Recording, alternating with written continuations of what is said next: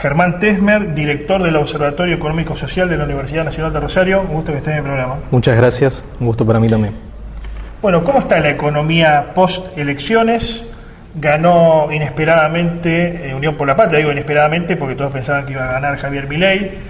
Javier Milei, que viene con posturas extremas en cuanto a la economía, extremas, digamos, más liberales o libertarias, y Unión por la Patria, que presume, digo presume porque todavía no llegó al gobierno Sergio Massa, pero presume un modelo más redistributivo, más clásico en la Argentina. ¿Cómo está la economía en ese sentido? Y bueno, ¿y qué podemos esperar hasta noviembre? Mira, hay dos hitos, yo creo que hasta las próximas elecciones, dado que independientemente del resultado electoral es Massa el ministro de Economía, yo creo que va a ser esperar y ver, no va a haber grandes cambios. En el frente interno, obviamente, van a haber medidas para tratar de morigerar efectos inflacionarios, es decir, que no se disparen, pero no creo que haya muchas medidas que lo bajen, porque eso tiene un costo económico y eventualmente o indudablemente un costo político. Yo no creo que eso pase. Y en el frente externo, ya ayer importadores no podían acceder al validador de AFIP, pero no podían ejecutarlo. Uh-huh. De manera que las reservas que hay dentro del Banco Central se están cuidando en extremo. Así que de acá a cara a las elecciones yo no veo grandes cambios. Posterior a las elecciones, el otro día lo hablábamos con un amigo también economista, es si viniera Dios, si nos dijera el candidato que va a ganar es este, o Massa o Milei, uh-huh. Sería muy difícil también precisar qué va a pasar, ¿sí? Porque los escenarios siguen estando no claros. ¿Qué es lo que ha pasado con el resultado de esta semana? Primero se desarmaron por ejemplo, contratos a futuros. Los contratos a futuros nosotros veníamos viendo que estaban muy inflados incluso para nuestra economía, es decir, prácticamente estaba por arriba de 1.000 puntos a casi un año el diferencial porcentual del tipo de cambio oficial, o sea, si de acá a un año daba una devaluación arriba de 1.000 puntos, lo cual era demasiado. Uh-huh. Yo creo que al desinflarse el escenario de certeza de Milei siendo presidente con una propuesta de dolarización sin dólares, digo, no es solamente dolarización sin dólares, muy radical, en el aspecto político no sé con qué congreso lo haría. En ese escenario obviamente se desarman posiciones y el precio cae rotundamente la curva de futuros, uh-huh. Como así también algunos tipos de cambio. Ahora, a Sergio Massa lo banca el Fondo Monetario Internacional, sí, el Vaticano, ¿no? Sí. Organismos internacionales, sí. Organizaciones de derechos humanos, de mujeres, empresarios de la burguesía nacional, sindicatos. Sí. Gana Massa, pero las acciones argentinas caen. Al otro día se eleva el riesgo país. O sea, ¿cómo se entiende esto? Es el candidato del establishment Massa hoy, de alguna manera, frente a Milei, que es una suerte de antisistema, si bien generado por ese mismo establishment, pero hoy está solo. Ahora, la credibilidad argentina en el mundo cae. ¿Cómo se explica? Bueno, ahí están los escenarios que uno puede proyectar. El primero de Milei ya lo hablamos recién hace un ratito. Y el de Massa es de una continuidad y una tentación a la continuidad. ¿Qué quiero decir con esto? Hay gran consenso entre los economistas, creo que ya de varias posiciones políticas o ideológicas, llámale como quieras, de que es necesario un plan de estabilización y de ajuste, uh-huh. Condicional a la situación que hay. Bien. ¿Sí? Y yo creo que ningún político quiere ejecutar ese plan porque tiene un costo político enorme. O sea, hay que ajustar sí o sí, digamos.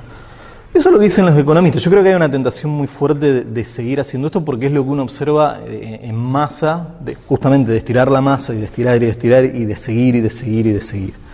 Sí, de ponerle morfina a la situación. ¿Sí, no? Exacto. ¿Cómo se traduce esto en un escenario futuro? Yo no veo que se levante el cepo. Uh-huh.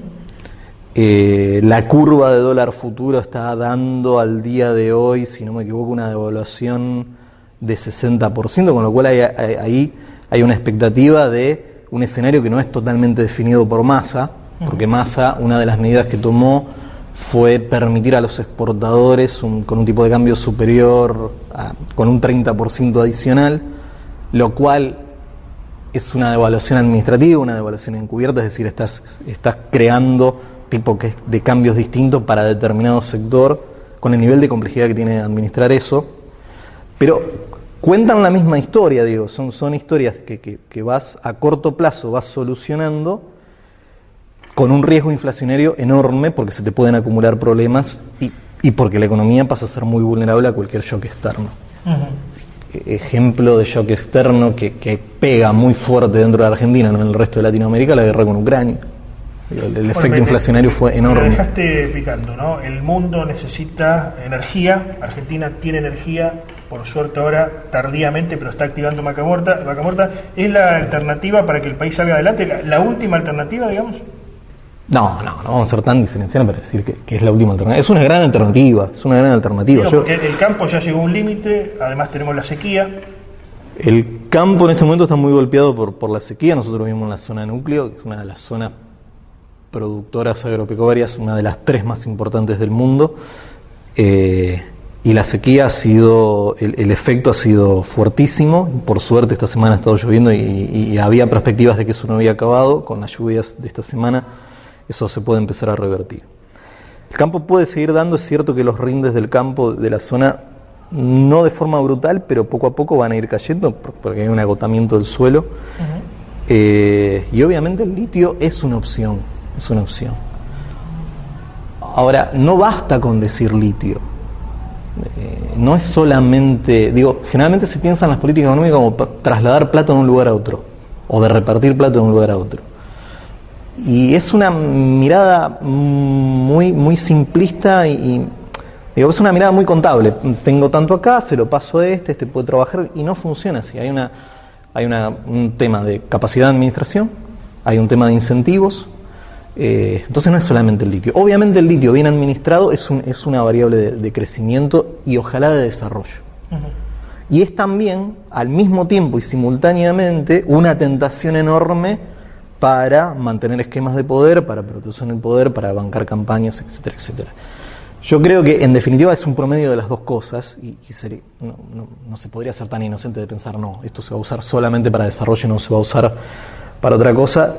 Lo que uno esperaría es que sí se pueda usar para desarrollo. Si eso ocurre, el campo podría estar aliviado. El campo, el gran complejo agroexportador podría aliviarse y se podrían obtener divisas genuinas para el país. Yo creo que esa tentación es grande.